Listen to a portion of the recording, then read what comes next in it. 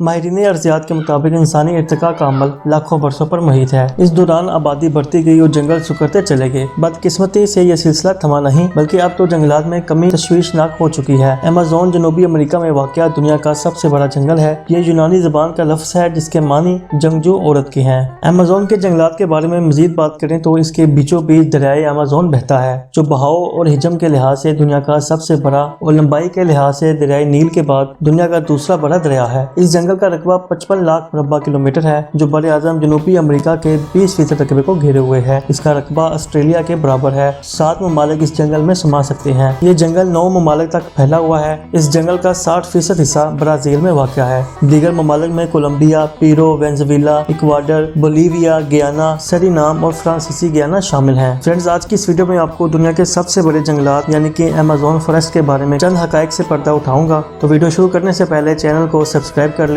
Bell icon کو دبا لیں اور آل نوٹیفیکیشن کو آن کر لیں تاکہ لیٹسٹ اپڈیٹ آپ کو ملتی رہے۔ عام طور پر جنگلوں کی 2 اقسام ہوتی ہیں، برانی یا برساتی اور دوسرا کاشت کردہ جنگل۔ حیات کی بقا کے لیے جنگل کسی نعمت سے کم نہیں، اس لیے جنگلات کو زمین کے پھیپھڑے بھی کہا جاتا ہے کیونکہ جنگلات آکسیجن کا سب سے مؤثر ذریعہ ہیں۔ ایک محتاط اندازے کے مطابق دنیا کی 28% آکسیجن برساتی جنگلوں کی منہون منت ہے۔ 40 سے 75% تک حیات برساتی جنگلات میں ہی رہتی ہے۔ ایمیزون کے برساتی جنگلات زمین کا زیور اور دنیا کا عظیم ترین دواخانہ کہلاتے ہیں کیونکہ قدرتی ادویات بڑی تعداد میں یہاں کی جڑی بوٹیوں کی منہون منت ہیں۔ جنگلات ہماری روزمرہ ضروریات کے ساتھ ساتھ معیشت کو بھی مضبوط کرتے ہیں۔ یہ جنگلات ہی ہیں جو بہت سارے انسانوں اور جانوروں کو گوشت مہیا کرتے ہیں۔ عالمی معیار کے مطابق کسی بھی ملک میں جنگلات کا رقبہ اس کے کل رقبے کے کم سے کم 25% کے برابر ہونا ضروری ہے، جبکہ روس میں اس کے رقبے کے تناسب سے 20%، برازیل کے 12% اور کینیڈا کے 9% حصے پر جنگلات پھیلے ہوئے ہیں۔ یہ تینوں ممالک دنیا میں بالترتیب پہلے، دوسرے اور تیسرے نمبر پر آتے ہیں۔ بدقسمتی سے پاکستان کے کل رقبے کے صرف 4% حصے پر ہی جنگلات قائم ہیں۔ اب ایمیزون کے جنگلات کی بات کی جائے تو در حقیقت یہ کرہ ارض پر قدرت کا ایک عظیم شاہکار اور عجوبہ ہے۔ اس کا ایک ثبوت یہ بھی ہے کہ جدید سائنسی دور میں بھی